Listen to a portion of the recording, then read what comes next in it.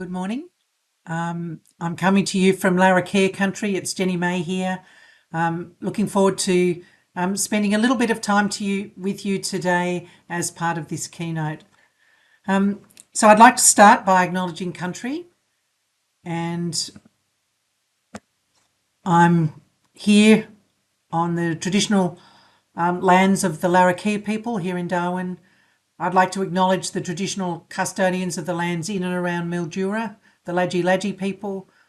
I'd like to pay my respects to elders past, present and emerging, and to emerging First Nations leaders. I accept and I extend my acknowledgement and respect to all First Nations people attending the SARRAH conference today. And I'm sorry to bring you the news that I'm not Faye McMillan, who was hoping to be a significant part of this presentation, but she is unable to be with us today. So I thought in the time that I've got with you, we do a couple of things. I'll tell you a bit about who I am, because I think that's important as you consider what and how the National Rural Health Commissioner can work with the allied health disciplines and with the allied health sector. I'll just refresh your minds about the National Rural Health Commissioner, although many of you are very aware of the role of the office, and as I said, Professor Faye McMillan, who's been working with you over the last 4 years.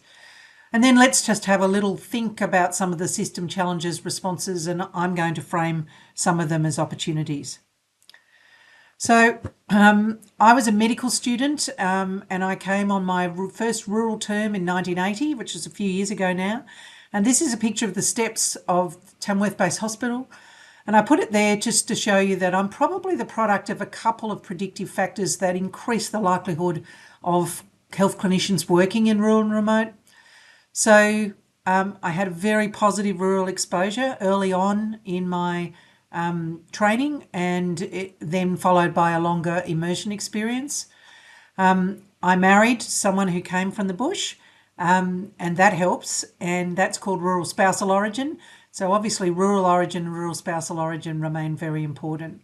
The other thing about this slide that I just want to share is that it's clear that the training in 1980 that I did was equipped us for generalist practice, and the scope of practice at that time was expected to be significantly wide. And I think that points to some of the things that have changed and some of the challenges that we've got in terms of our health workforce going forward.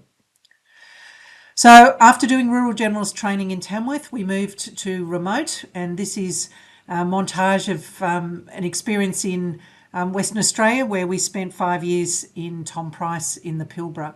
And it was a fabulously important family time.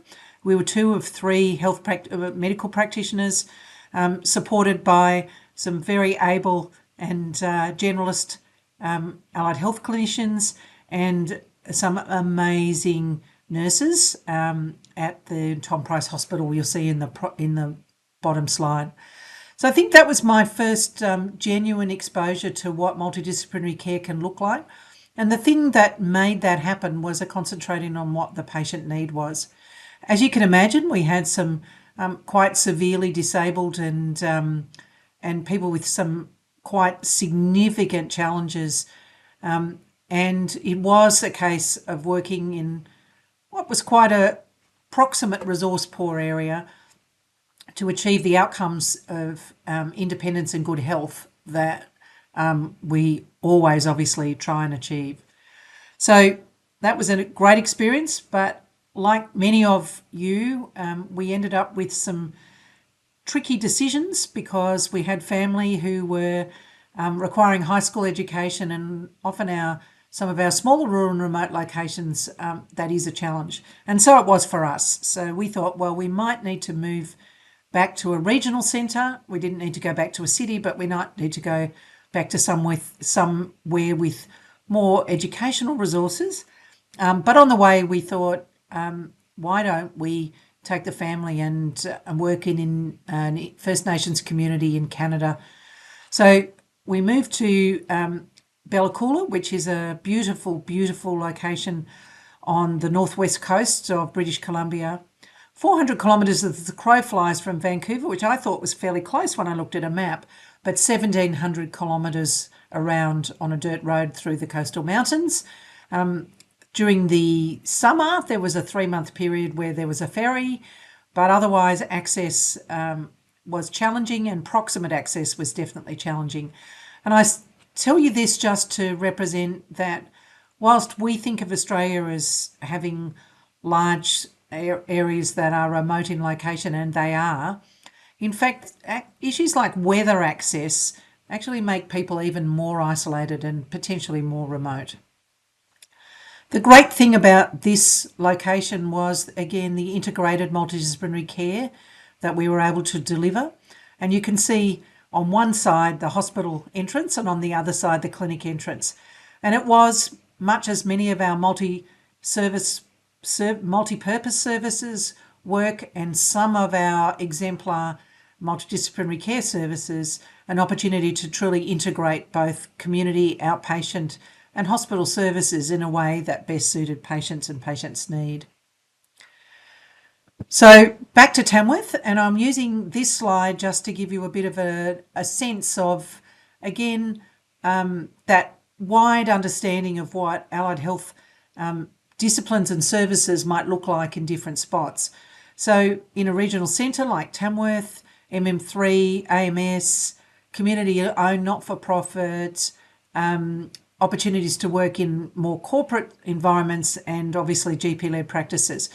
So for allied health, the same opportunities to be involved in, if you like, private practice, but also interface with numerous other types of services.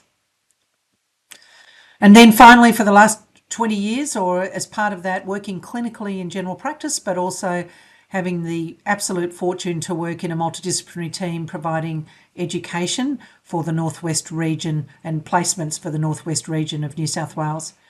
So the great thing about this experience has been working alongside some incredibly talented allied health academics, and to be able to lean in to some really impressive multidisciplinary research projects, particularly one focusing on a randomised control trial on a dietetic intervention into general practice in a rural setting, but also that real sense of that the students have opportunities for longitudinal placements in a multiplicity of disciplines, in a multiplicity of locations. So clearly I bring that experience as well to the Commissioner's Office.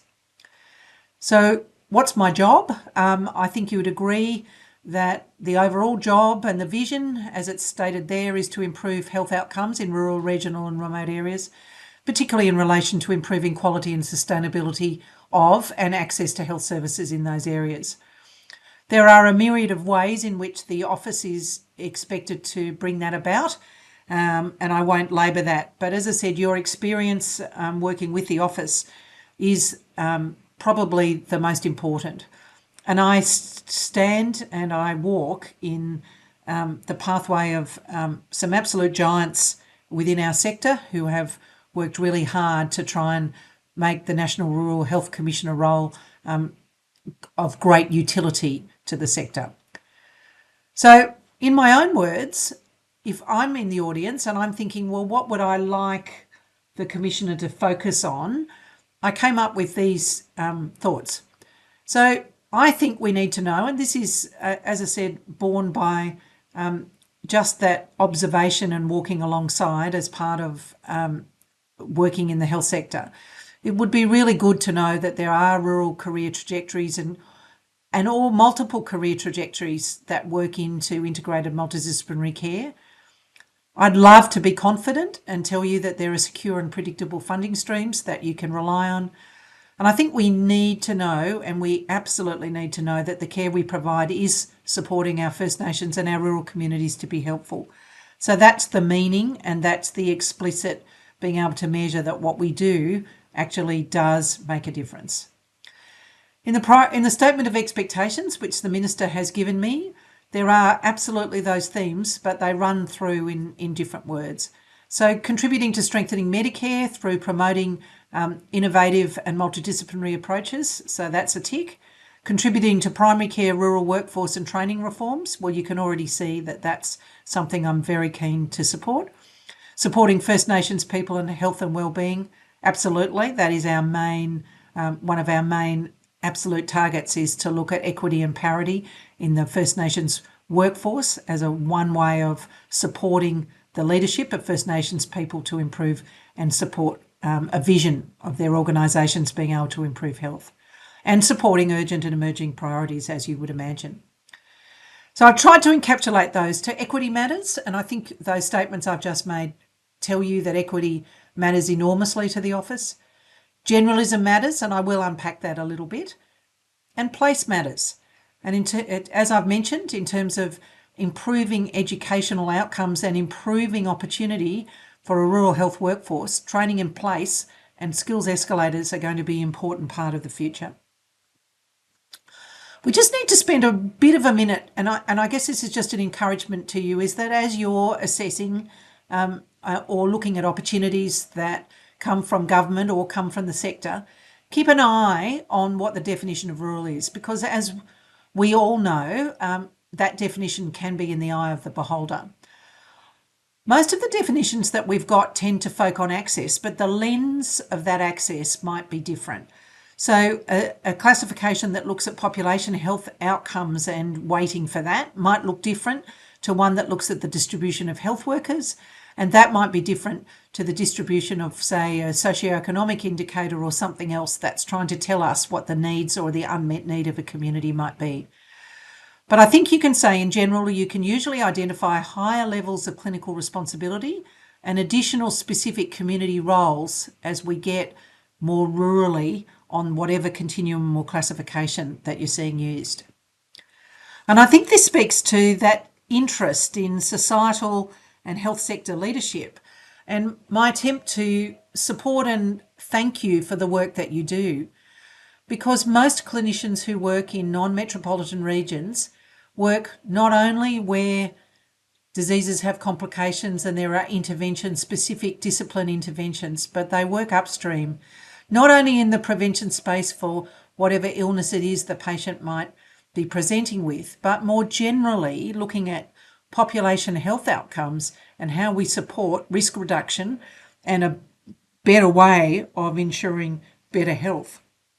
And I guess this diagram, which I borrowed from Christine Connors, an eminent public health physician in the Northern Territory, is trying to describe that society's health response is often a slightly more muted, and rural clinicians and rural allied health clinicians have a huge role in that population health space, traditionally taken by others in larger centres.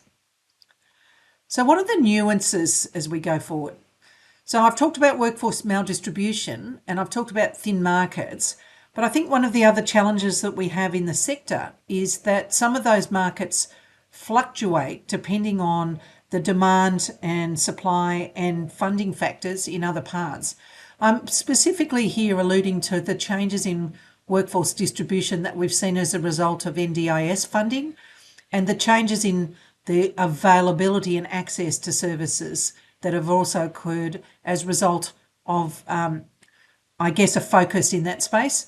And I'm also alluding to the challenge that we have in aged care, often integrated in our rural communities and clearly important to those communities, but the workforce that we require is often begged, borrowed and stealed from the other primary care sector or potentially the NDIS sector.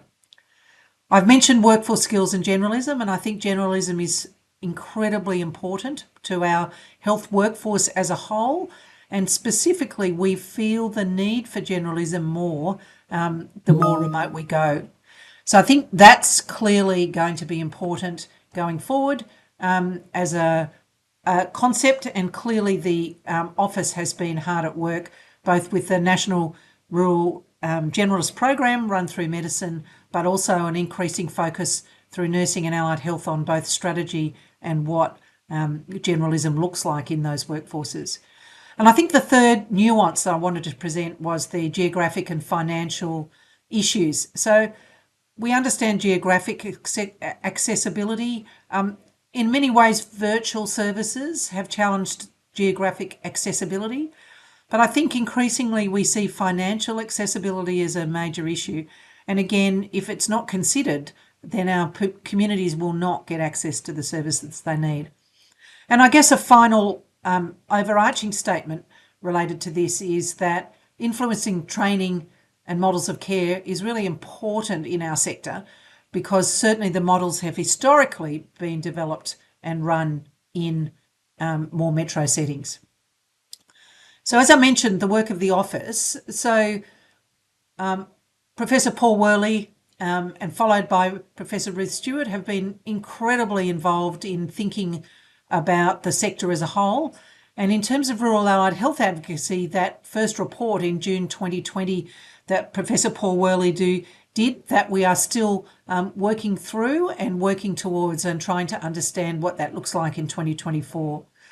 As you are all well aware, there's been the significant work in the Allied Rural Generalist Pathway, ably led by SARRAH and the sector, and as I said, contributed to by Faye McMillan over those last few years. And then there's the consensus statement on rural and remote multidisciplinary health teams that, again, many of you were involved in last year. And that's going to be one of our guiding documents going forward as we try and unpack more exactly what does rural and remote multidisciplinary care look like in rural areas and how should it be supported. So just again, another word about the integrated workforce service and education strategy and the number of prongs that it has and the way in which it has tried to enunciate this importance in terms of a rural generalist workforce. One of the things that we are keen to think on is this challenge about transitions of care and the importance of an interoperability of a communication and I guess information sharing system that's fit for purpose. You and I know that those transitions of care that I put in the little bubbles are constant and go both ways, although the arrows only go one way. That's not true. And I guess that's the other thing that I wanted to allude to is that increasingly and concerningly, we see people needing to move to metropolitan areas in order to get the care they need. So in remote areas, there are additional burdens to manage, both from the care point of view, from the care delivery point of view, with in such an importance around cultural safety, social supports and family burden, but also from the provider view, trying to manage services at a distance. But I think the opportunities are right in front of us for working out what are continuity of care models, both in primary care and rural generalism, what models of care are there and already present, and what can need or can be changed to be fit for purpose. And I'm really going to encourage you that we really start to need to think about the role of AI and how that might actually act as a support for our workforce. However, because we live in a rural area, there are some constraints, and the National Rural Health Commissioner's Office will continue to advocate for that infrastructure baseline, which is broadband. That's the picture on the left is actually how I get my internet at home, because the microwave radar service that I have access to is of such poor quality. Now, clearly that needs to improve and needs to change, particularly if we want to take on all the things on the right-hand side where we see huge opportunities for AI going forward. So where to next? Well, let's start by commending what we know, which is rural and remote allied health workforce is inestimably valuable and it's well described. Our new challenge is how to describe some of that scope and how that work practice works with the advent of AI supporting myriad of clinical decision making and down the line robotics and a whole nest of opportunities and possibilities about sharing data and using data to inform practice. What we have is models of training and support for allied health professionals that I don't need to tell you that they're certainly not yet mature. They're patchy and the support for them is at times variable. So I'm suggesting to you that the real work going forward will be on understanding how the models of care that we believe can enable capacity and scope, how they actually work in rural and remote, where we've got exemplars, and how we're going to measure and describe the changes in health outcomes that they should deliver. So thank you for your time. I'm just a little bit over my 20 minutes, but with any luck, that will meet your timetable. And I urge and thank you for the opportunity that you've given each other to catch up and network in person. I wish I was there, and I'll undertake to be with you as soon as practical in the near future. Thank you.